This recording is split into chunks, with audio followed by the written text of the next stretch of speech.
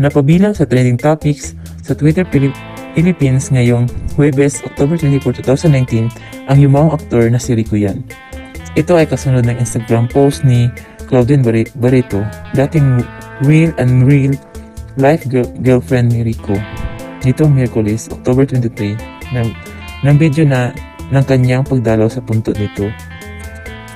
March 29, 2002, nang matagpo ang patay si Rico sa Dos Palmas Resort sa Palawan. Napaulat na inatake sa puso ang noon ay 27 anyos na matinee idol dahil sa acute hemorrhagic pancreatitis. Sa video na ipinost ni Claudine Barreto, makikitang umiiyak ang actress habang kinakausap at nagdadasal sa yumaong boyfriend sa harap ng punto nito sa Manila Memorial Park sa Parañaque City. Caption ni Claudine sa kanyang video post, Rico, please help me. Take care of daddy. Sa video sa pamamagitan ng paghikbi, maririnig na sinasabi ni Claudine, I'm so scared, Rico. I'm scared to lose my dad. It's not going to be the same anymore. Ginamit na background music sa video ang kahit isang saglit ni Martin Rivera. Sa ulat nito tungkol sa naturang post, sinabing batay sa mga sinabi ni Claudine na i-record ang video noong buhay pang ama na aktres.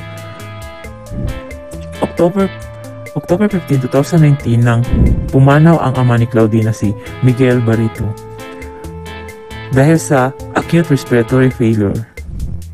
Bagamat maraming Instagram followers ni Claudine ang nakisimpatya sa kanya, ilan ang nag-usisa kung sino ang kumuha ng video, kung alam daw ba ng actress na kinukuhanan siya at bakit kailangan pang i-upload yun.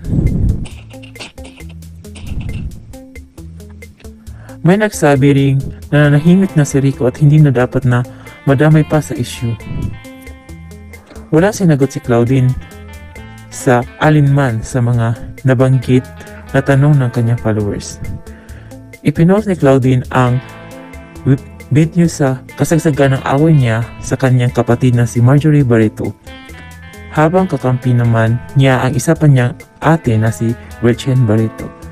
Matatandaan sa mga nakalipas na araw, laman ng mga balita ang batuhan na akusasyon at pahayag ng magkakapatid sa social media at sa mga media interviews. Kaugnay ng nangyayaring gulo sa lamay ng kanilang ama nitong October 16, nagkaroon ng komplotasyon sa pagitan ni Marjorie at Gretchen na dumating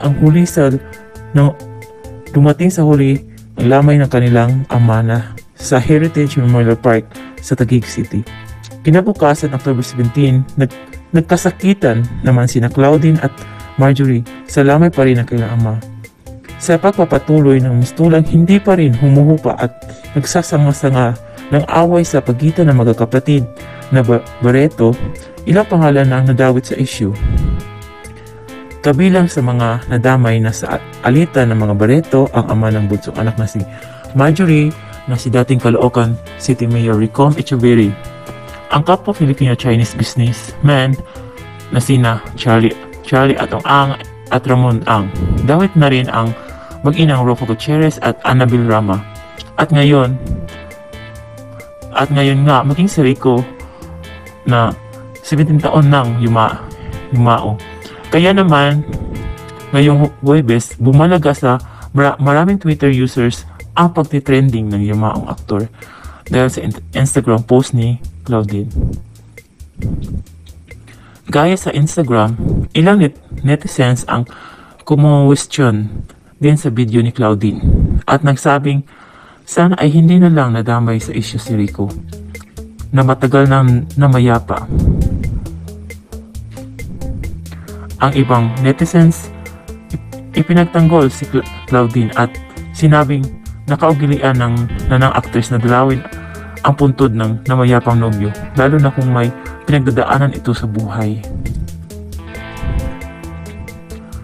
Ilang taon ding naging magkarelasyon ang magka-love team na sina Claudine at Rico Nagbida sila sa teleseryeng Mula sa Puso at Saan Ka Man Naroon, at maging sa mga pelikulang Dahil Mahal na Mahal Kita at Mula sa Puso, the movie.